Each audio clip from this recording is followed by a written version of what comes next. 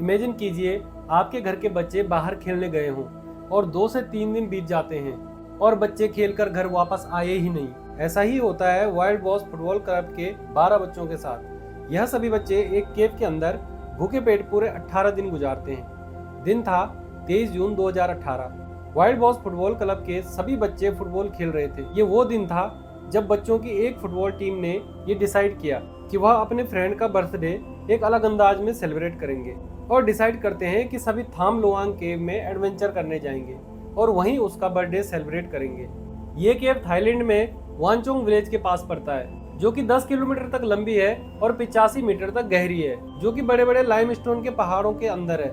इसके अंदर जाना काफी एडवेंचर भरा हो सकता है, लेकिन उतना ही खतरनाक भी। बच्चे ये डिसाइड करते हैं कि प्लान के बारे में कोई भी अपने घर पर किसी को नहीं बताएगा और यही उनकी लाइफ की सबसे बड़ी गलती थी, क्योंकि इन बच्चों के साथ अब जो होने वाला था वह उन्होंने कभी सोचा भी नहीं होगा। ये टोटल 12 बच्चे थे जिनकी उम्र 11 से 16 साल के बीच में थी, जिन्होंने ये बर्थडे सेलिब्रेट करने का भयानक प्लान डिसाइड किया था और इस प्लान में अपने 25 साल के कोच को भी शामिल कर लिया था। फिर वो अपनी अपनी बाईसाइकिल पर बैठकर थाम लोआंग के ऊपर पहुंच गए और अपनी अपनी बाईसाइकिल और बैग्स को केव के बाहर रखकर एक्सप्लोर करने के लिए चल दिए, ये सोचकर कि बस अभी थोड़ी देर की ही तो बात है। कोच के लिए ये कोई नई बात नहीं थी, क्योंकि वो इस केव में कई बार 8 किलोमीटर से भी ज्यादा अंदर जाकर केव की एक वॉल पर अपने फुटबॉल टीम के प्लेयर का नाम वॉल पर लिखता था और इन्होंने यही सोचा कि वहां जाकर ही इसका बर्थडे सेलिब्रेट किया जाए। उनके पास बस एक टॉर्च थी और कुछ नहीं, क्योंकि उन्होंने सोचा कि बस 1 घंटे के अंदर अंदर हम सब बर्थडे सेलिब्रेट करके बाहर आ जाएंगे। लेकिन बाहर मौसम खराब होने लग गया और बारिश आना शुरू हो गया। लेकिन उन बच्चों को इस बात का जरा सा भी अंदाजा नहीं था, क्योंकि वह रात को केव के बहुत अंदर तक चले गए, जिसे बाहर क्या हो रहा है उनको कोई खबर नहीं थी। काफी समय बीत गया था और बच्चों के पेरेंट्स भी अब चिंता में आ गए थे कि आखिर इतना लेट हो कैसे गया और बच्चे अभी तक फुटबॉल खेलकर घर नहीं लौटे। बच्चे केव के अंदर थे तो उनके फोन में सिग्नल भी नहीं आ रहे थे, जिसके चलते पेरेंट्स उनसे कम्युनिकेट भी नहीं कर पा रहे थे और उनको कोई अंदाजा नहीं था कि उनके बच्चे कहाँ पर हैं। लेकिन जब उन्होंने फुटबॉल क्लब में पूछा तो उन सबको यह पता चला कि उनके बच्चे थाम लोआंग केव में एडवेंचर करने गए हैं, जिसे सुनकर वो सब बहुत घबरा गए। जब सारे पेरेंट्स केव पर पहुंचे तो उन्होंने पाया कि बच्चों के बैग्स और बाईसाइकिल केव के बाहर पड़ी है, जिसका सीधा सा मतलब ये था कि बच्चे अभी भी केव के अंदर हैं और ये देखकर वह डर गए।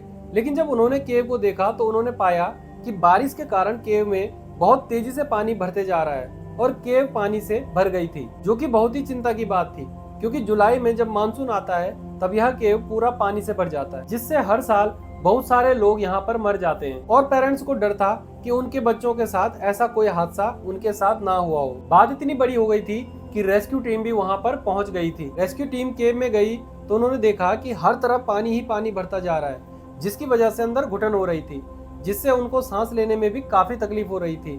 रात के करीब 1 बज चुके थे और केव में पानी अभी भी पहाड़ों से होता हुआ उसके अंदर भरता ही चला जा रहा था। और फिर रेस्क्यू टीम ने उन पेरेंट्स को एक दिल दहलाने वाली बात बताई कि पानी केव की चट्टान तक जा टकराया है, जिसके आगे जाना पॉसिबल नहीं है, क्योंकि उनके पास पूरे इक्विपमेंट नहीं थे उसको पार करने के लिए।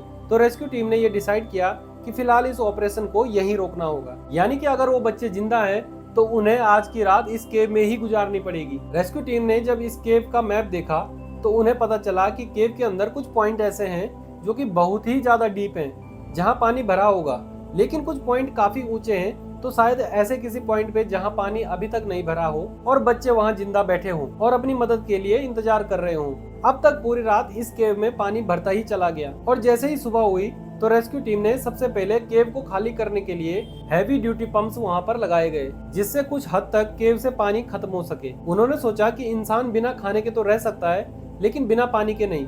मगर ऐसे कहने को तो उनके पास पानी भरपूर मात्रा में था, क्योंकि वो पानी पीने के काबिल नहीं था। तो उन बच्चों के कोच ने उन बच्चों को यह बताया कि जो पानी चट्टानों से सीधा टपक रहा है वह एकदम साफ पानी है, जो कि पीने के लायक है। लेकिन बाहर रेस्क्यू टीम को यह डर था कि जहां वे बच्चे फंसे होंगे वहां ऑक्सीजन की कमी होगी, जिससे उन बच्चों को काफी तकलीफ सहनी पड़ेगी।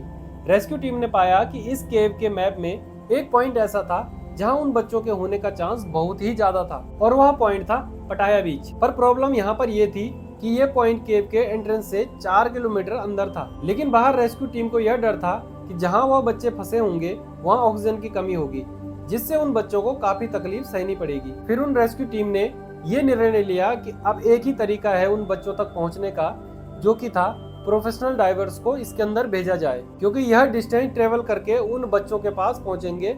फिर थाईलैंड की गवर्नमेंट ने प्रोफेशनल नेवी डाइवर्स को वहां पर भेजा, जो कि ऐसे मिशन करना बखूबी जानते थे। अब तक इन बच्चों को उस केव में फंसे हुए पूरे 24 घंटे बीत चुके थे, और जैसे जैसे समय बीतता जा रहा था वैसे वैसे उन बच्चों के जिंदा रहने के चांसेस भी कम हो रहे थे। इसीलिए उन डाइवर्स ने स्विम करना शुरू किया।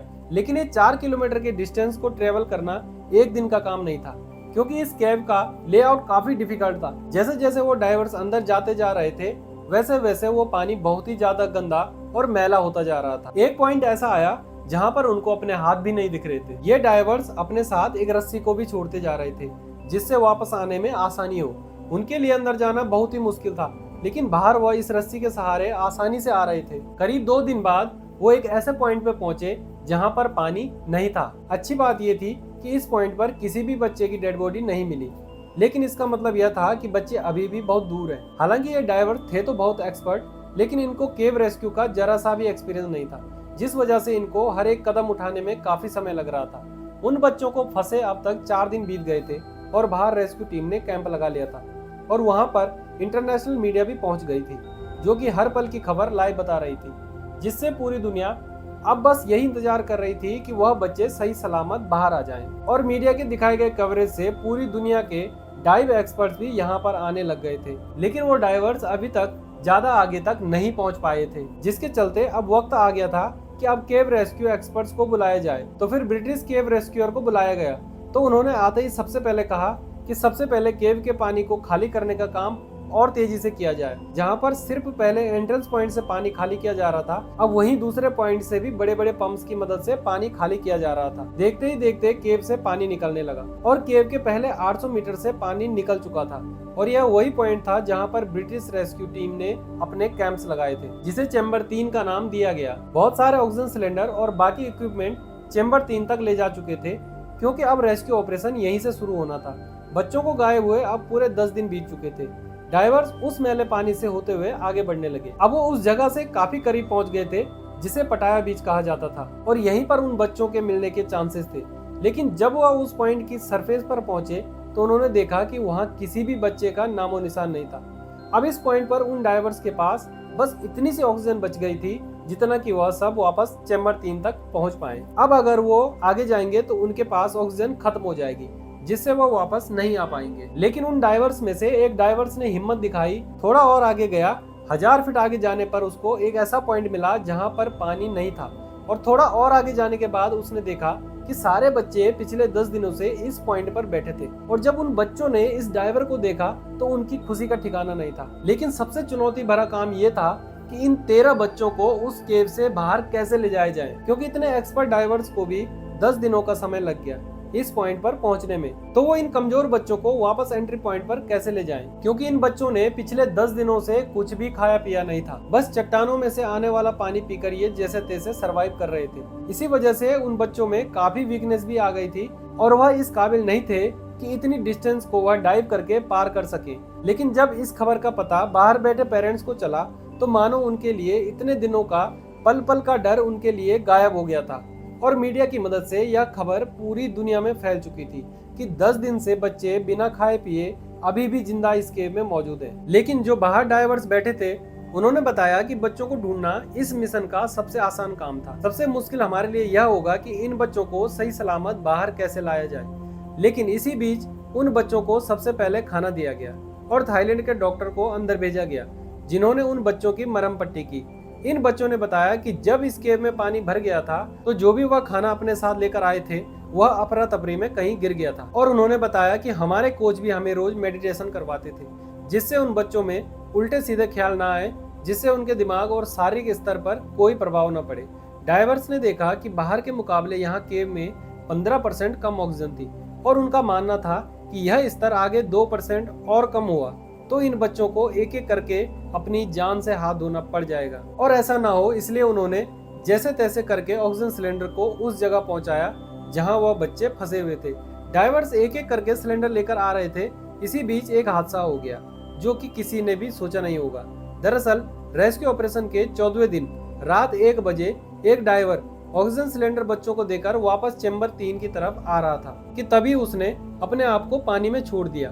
उसके पीछे जो डाइवर आ रहा था तो उसने जब देखा तो वह उसे खींचकर चैम्बर 3 तक ले आया, जहां यह देखा गया कि वो डाइवर सांस नहीं ले रहा था। तो तुरंत उसे एम्बुलेंस के जरिए अस्पताल रवाना किया गया, जहां उसने दम तोड़ दिया था। इस डाइवर का नाम था समन गुणन और ये थाईलैंड का रेस्क्यू डाइवर था। सारे रेस्क्यू डाइवर में एक शोक की घड़ी आ गई थी और ये उन बच्चों के लिए बहुत दुख भरी बात थी कि अब वो इस केव को पार कैसे करेंगे। अब रेस्क्यू टीम को एक ऐसा प्लान चाहिए था जिससे यह बच्चे आसानी से बाहर आ जाएं। पहले ये डिसाइड किया गया कि जहां बच्चे हैं वहीं ऊपर से ड्रिल करके उनको बाहर लाया जाए, लेकिन इसको करने में उनको 1 महीना भी लग सकता है। भले ही समय ज्यादा लगता, लेकिन यहाँ पर प्रॉब्लम ये थी कि कोई भी छोटी बड़ी गलती हो गई तो ये केव ढह सकती है, जिससे वो बच्चे मर सकते हैं। तो फिर उन्होंने सोचा कि क्यों ना मानसून खत्म होने तक का इंतजार किया जाए, जिसको खत्म होने में अभी 2 महीने का समय था, जिससे पानी कम हो जाएगा और उन बच्चों को आसानी से बाहर भी लाया जा सकता है। लेकिन मानो प्रॉब्लम तो उनके सर पर चढ़ गई थी, क्योंकि उनको जब वेदर रिपोर्ट से यह पता चला कि अगले हफ्ते नॉर्थन थाईलैंड में एक भयानक तूफान आने वाला है, जिसका पता जब रेस्क्यू टीम को पड़ा तो मानो उनके होश ही उड़ गए, क्योंकि केव पहले से ही इतना पानी से भरा हुआ था और अगर और बारिश हुई तो यह केव पूरा पानी से भर जाएगी। इसके बाद इन बच्चों को बचाना नामुमकिन हो जाएगा। इसीलिए उनका अपना मानसून के चले जाने तक का प्लान बदलना पड़ा और कोई ऐसा प्लान तुरंत सोचना था जो कि उस तूफान से आने से पहले इन बच्चों को बचा सके। और एक प्लान यही था कि पानी के जरिए ही इन बच्चों को बाहर लाया जाए। लेकिन अगर इन बच्चों को डाइव करवाया गया तो शायद वह इतनी दूरी तय करते करते डर गए तो दिक्कत आ जाएगी। इसीलिए एक ऐसा प्लान बाद में सोचा गया जिस पर सभी रेस्क्यू टीम ने एग्री कर लिया था। वैसे यह प्लान था तो रिस्की, लेकिन तूफान से पहले इन बच्चों को बचाने का यही एकमात्र तरीका था। तो 10 जुलाई 2018 का रेस्क्यू ऑन ऑपरेशन का 18वां दिन था, जब सुबह सुबह डॉक्टर रिचर्ड हैरिस, जो कि एक केव डाइवर भी थे, वह बच्चों के पास पहुंचे और एक एक करके हर एक बच्चे को एनेस्थीसिया दिया गया। वैसे यह एनेस्थीसिया तो सर्जरी के दौरान दिया जाता है जिससे पेशेंट को नींद आ जाए, लेकिन उनको बस उस अमाउंट का एनेस्थीसिया उन बच्चों को देना था जिससे उन बच्चों को नींद भी ना आए, लेकिन उनका दिमाग किसी भी खतरनाक या खौफ पर रिएक्ट ना करे।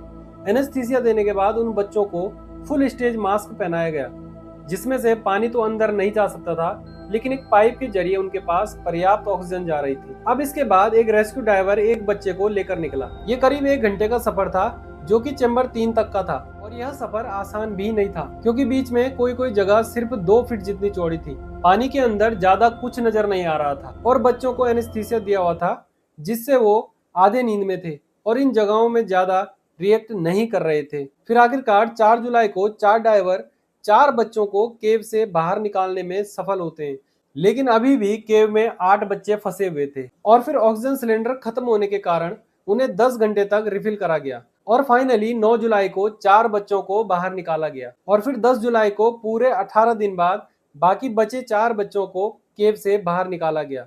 इस प्रकार यह डिफिकल्ट मिशन कंप्लीट हुआ, लेकिन बच्चों को बचाने के चक्कर में समन गुणन ने अपनी जान दांव पर लगा दी थी, जिसके बाद इस केव के सामने उसका एक स्टेचू भी बनवाया गया। तो दोस्तों, ये थी थम लोआंग केव की कहानी। अगर आपको ये कहानी पसंद आई हो तो इस वीडियो को लाइक करके चैनल को सब्सक्राइब जरूर कर देना। मिलते हैं ऐसे ही अगली वीडियो में।